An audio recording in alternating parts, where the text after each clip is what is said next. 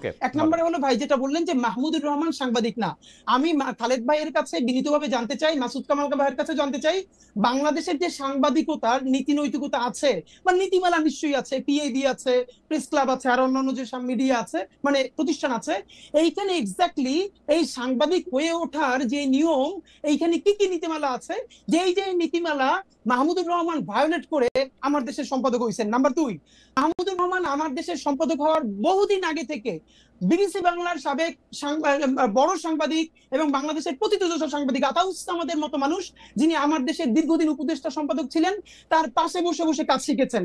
Number 3, আমার দেশ তিনি কোনোদিন দখল করেন নাই, তাকে সবাই মিলে আমার দেশ দিয়েছে যে প্লিজ আপনি চালান, পত্রিকাটা বন্ধ হয়ে গেছে। নাম্বার 4, খালেদ ভাই আপনাকে একটা বলা দরকার, মাসুদ ভাই যেটা বলেছেন যে এই কথাটা মিলে গেছে আওয়ামী লীগের অ্যাপিলেট ডিভিশনের বিচারপতিদের মতো। কিরকম? শফিক রেহমান বর্তমান যে অ্যাপিলেট ডিভিশন আগে ছিল, তাদের বিরুদ্ধে একদম স্পষ্ট একটা অভিযোগে কলাম লিখেছিলেন, আমার দেশ চেপেছিল। শফিক রেহমান এবং মাহমুদুর রহমানকে হাইকোর্ট নিয়ে ঘন্টার পর ঘন্টা দাঁড়িয়ে রেখেছে, বলেছে ট্রুথ ইজ নো ডিফেন্স। সেইটার পরে আমার দেশকে সম্পাদককে বলতেছে বাই চান্স এডিটর। এর মানে অ্যাপিলেট ডিভিশনের যে আওয়ামী লেসপেন্সাররা ছিল, তারা মাহমুদুর রহমানকে আচ্ছা জনাব হাদি, আপনি জনাব হাদি